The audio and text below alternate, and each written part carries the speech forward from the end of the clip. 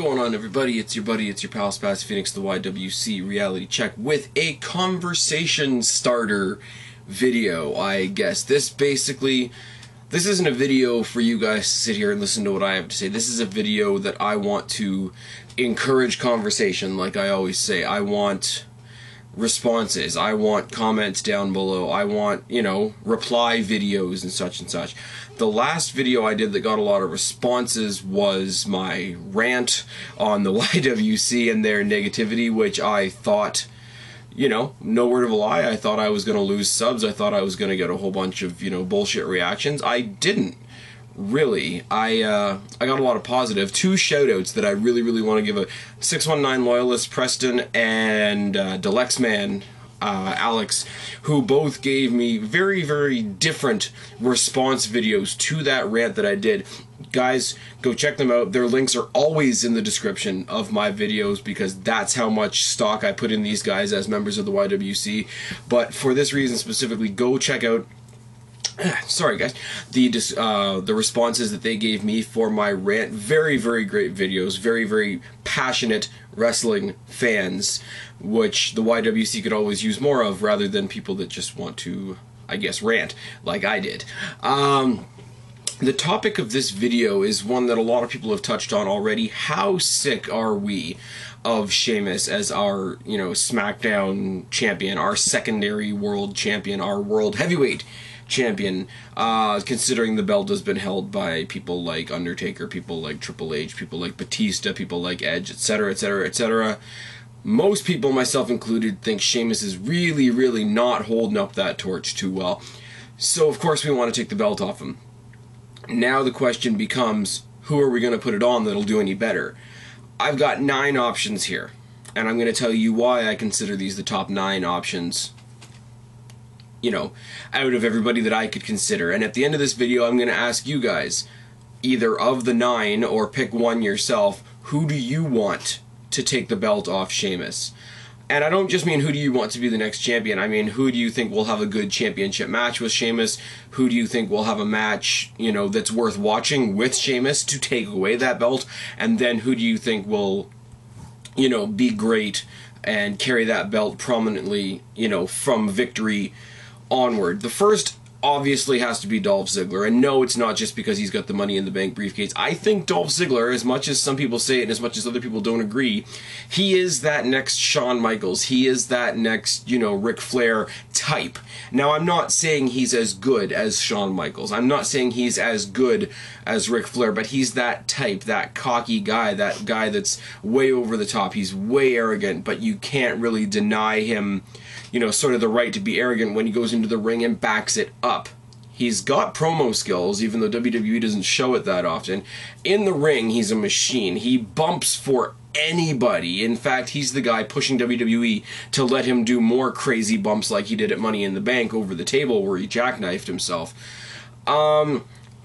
He's a total package. He's not a total package in the same way as you would talk about a guy like CM Punk, but he's a total package in the fact that he's a cocky asshole and he makes it work for himself. I think when he does cash in, when he does carry a championship eventually, I think he's going to do it quite well. He needs to lose Vicky. He already lost Swagger. He's halfway there. Very good runner for next World Heavyweight Champion. The next is the one that some people, myself included, depending on how you want to look at it, wish had won Money in the Bank, which is Cody Rhodes. Cody Rhodes, who made a damn fine showing of himself this past week on SmackDown, who's been in a bit of a slump, who hasn't really had much of an identity or had much of a banner to carry since he lost the Intercontinental Championship. On the other hand, that is now on my boy The Miz, so awesome. Cody Rhodes is destined for that next spot, to break through that glass ceiling. Money in the Bank could have done it for him, but I think he can do it another way. I think he can win a #1 contenders match. I think he should be a shoo-in to win something like a Royal Rumble. I mean, him and The Miz, their performance last year at the Royal Rumble was phenomenal. I mean, I think they were, I don't have numbers in front of me, obviously, because I'm not that prepared, but I think him and The Miz both lasted an hour in the Royal Rumble, if I'm not mistaken. Then they were eliminated like they were nothing by the Big Show, which was bullshit, but, be that as it may, that's Big Show, and Big Show is always a bit of bullshit. Cody Rhodes, great guy, resurrected the Intercontinental Championship, and with the squalor that the World Heavyweight Championship is currently wallowing in, it could definitely use that boost. Cody Rhodes, another fantastic example of somebody who could be our next World Heavyweight Champion. Alberto Del Rio. Now, a lot of people don't like Alberto Del Rio. A lot of people think he's one-dimensional. I don't agree. I like his promos. Yes, they're cookie cutter. Yes, they're repetitive. Yes, they're annoying. But newsflash, he's a heel. That's exactly what he's supposed to be doing. In the ring, the guy sells like crazy. The guy sells almost on a Dolph Ziggler level. I mean, if anybody, and I'm going to revert back to SmackDown once again, anybody that saw SmackDown and saw the Fatal 4-Way #1 Contenders match that he won, which made him the next, current #1 contender, he was in the, I don't want to say the LaBelle Lock, it's the Yes Lock now, from Daniel Bryan, and he sold it like it was fucking death. We need somebody like that to make Sheamus look good, so that when they turn around and beat Sheamus, that victory actually means something, and it's a positive beginning to their title run. Right now, not a lot of people think a lot of Sheamus, so the idea that somebody beat Sheamus for the belt, well, Sheamus sucks, so what does that victory really mean? You need somebody in there that can make Sheamus look dominant before they dominate him, if that makes sense. Alberto Del Rio, as far as I'm concerned, great example. Here's the one that's going to make Preston a happy kid. Rey Mysterio. Yes, Rey Mysterio. Now, I'm mixed on this, because I would love to see Rey Mysterio on Raw and be an active part of the Raw brand, but I don't think they're going to insert him in the WWE title picture right now. No offense to Rey Mysterio or any of his fans. His home has always been SmackDown. His home has always been SmackDown, and him being there was always one of the things that boosted SmackDown.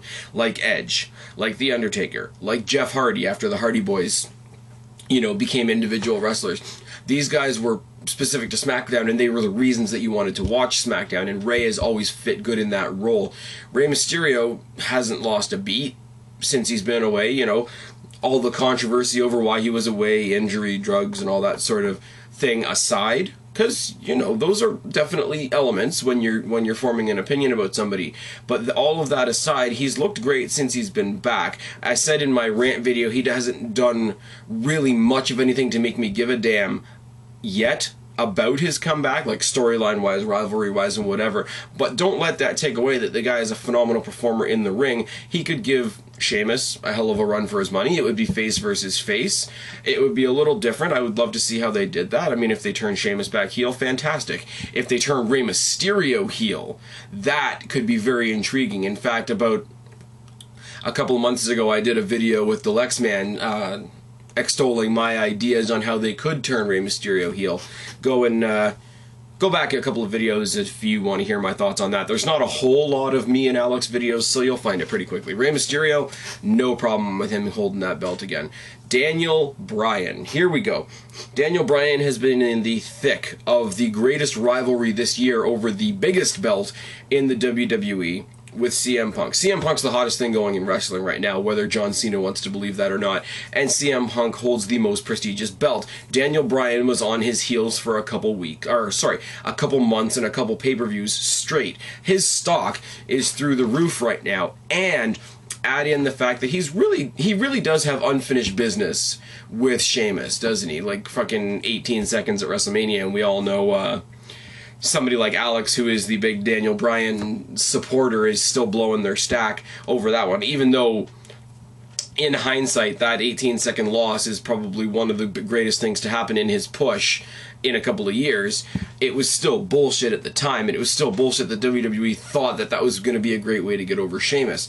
There really is sort of an incomplete story there, because they had the 18-second match, and then they had one rematch at the next pay-per-view, and then he kind of got flip-flopped onto Raw into his rivalry with Punk. Nobody's going to complain about the rivalry with Punk, because the rivalry with Punk is phenomenal. It brought out Psycho AJ, it included Kane, there was everything you could possibly ask for in that rivalry, but it left the Sheamus-Daniel Bryan rivalry, in my personal opinion, very, very unfinished. And it always left them something to fall back on with Daniel Bryan. And if you know, they decided in their own heads that Raw wasn't the place for him, that the WWE title wasn't the place for him. They always had this unfinished story to fall back on, and I think that's actually a cool thing that WWE did, whether they meant to, whether they realized it or not. Daniel Bryan, another great example of somebody who could be our next World Heavyweight Champion, and I wouldn't have a problem with it at all. Already mentioned it a couple seconds ago, Kane. Now, Kane has also been involved in the WWE title picture most recently, and yes, Kane is one of those guys that WWE likes and will never really go away. You know, you had the Demon Kane, you had the Kane with Paul Bearer, you had Unmasked Kane, you had Kane that tried to be funny for a while, you had Kane that had multiple WrestleMania rivalries with The Undertaker, went away, came back masked, tried to have a rivalry with Cena, and of course Cena didn't let him look good for a second, and then had a fantastic rivalry with Orton. Now, he's kept his name in the main event spot, even when he wasn't going for main event championships, which is fine and whatever, but if he resurfaced as a #1 contender for the World Heavyweight Championship, and we got a good, even if we had a long rivalry between Kane and Sheamus, I wouldn't mind too much, because Sheamus has that brawling style.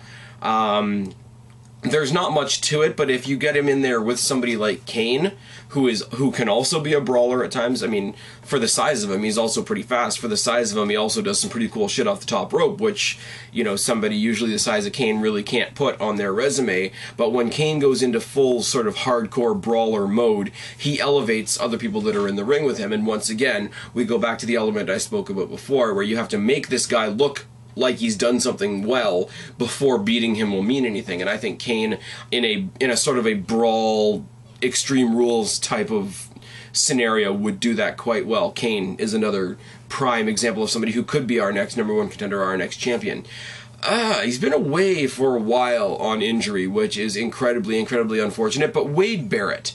Now, thanks in large part to a lot of work on Randy Orton's part, Wade Barrett was one of the coolest things going on SmackDown. Everybody figured that, you know, the next thing for him was the title when he was injured. Apparently, the rumors are that he was supposed to win Money in the Bank at WrestleMania, and his injury was why they didn't bother having the match at all. So I think if they were willing to bring Money in the Bank back to WrestleMania to give Wade Barrett a WrestleMania Money in the Bank victory, it shows how much stock that they have in him. Whether you agree with it or not, WWE obviously sees something in him and sees something that they can really, really work with going forward. Now, a lot of that could be the whole old school WWE mentality of big guys are better and all that sort of thing. But he really is, once he broke away from the Nexus and the Core and the new Nexus and all that crap, he really did sort of carve out a niche for himself. And, you know, going through Randy Orton, who's like the big main name on SmackDown, the next logical step for him would have been the title. And I don't know, I'm intrigued by a rivalry between Sheamus and Wade Barrett, where obviously I would want Wade Barrett to come out on top, but he's been gone for so long now. I would more of what would be intriguing about it now would be, can he build up the momentum that he had before WrestleMania and, you know, make everybody that's a fan of his forget the big gap that we've had in between, because nothing stalls momentum like absence.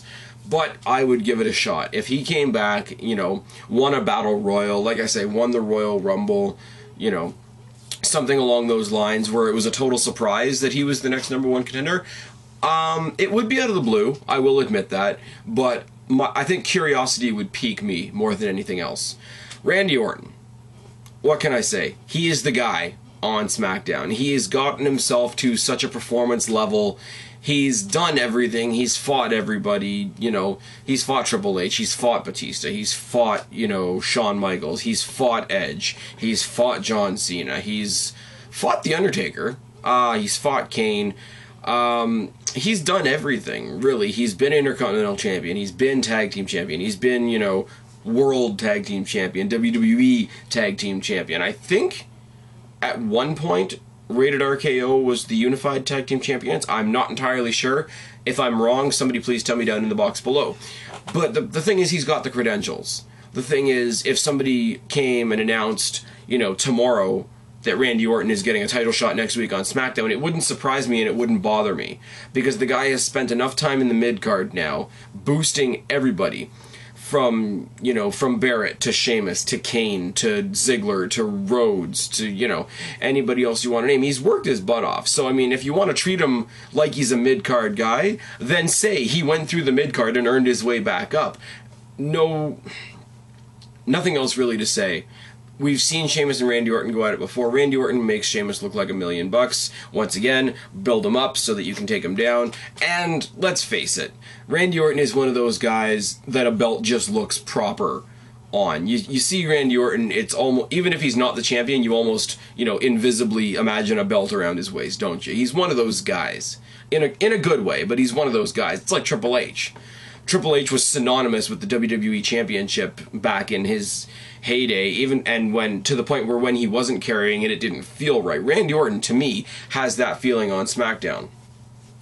Moving on, the last one I'm going to say is Chris Jericho, and this is solely based on the closing minutes of this year's Royal Rumble. The closing minutes of this year's Royal Rumble was Jericho versus Sheamus. Jericho took Sheamus to the limit before losing, which was unfortunate. Jericho was also another one of those guys that's gone head-to-head with Punk, did it on the WrestleMania stage, fought for the WWE title and lost, put over people in the Elimination Chamber, has put over people since. He's about to enter into a great rivalry with Ziggler. It's just a great rivalry waiting to happen, and for him to be rubbing elbows with the guy who does hold Money in the Bank, who basically does have a guaranteed title reign coming his way, only boosts his stock. If, you know, Money in the Bank, if you really think about it, is as good as carrying around a #1 contendership in your pocket. And if you have a great long-standing rivalry with the #1 contender, sooner or later you'll be the #1 contender, and sooner or later you will be the champion. Chris Jericho, no, he's not there all the time, but you know what? When he is there, he busts his ass. He puts everybody and their mother over. He deserves something, and what better prize for Chris Jericho than the SmackDown World Heavyweight Championship that, let's face it, used to be the WCW Championship that that Jericho would hold with pride and look great doing it, and how can I say this?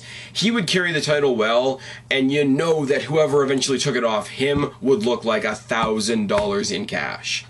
So there are my 9 options: Ziggler, Rhodes, Del Rio, Mysterio, Bryan, Kane, Barrett, Orton, and Jericho. Now, who do you want to be our next World Heavyweight Champion? Is it one of these 9? If it's one of these 9, tell me. If it's somebody else entirely, tell me. If you want somebody to come back and take the championship off Sheamus, tell me. If you want somebody, you know, that's more of a Raw guy to switch sides and take it off Sheamus, tell me. I'm leaving it in your guys' hands, you know. As Alex would say, make a video response, do what you do. I can't wait to hear what you guys have to say. I've been Spaz, your YWC Reality Check. Subscribe up there, talk down there, start a conversation, keep this conversation going. Don't be a stranger. I will talk to each and every last one of you later. For right now, I'm tagging out. Bye, guys. Get up, come on, get down.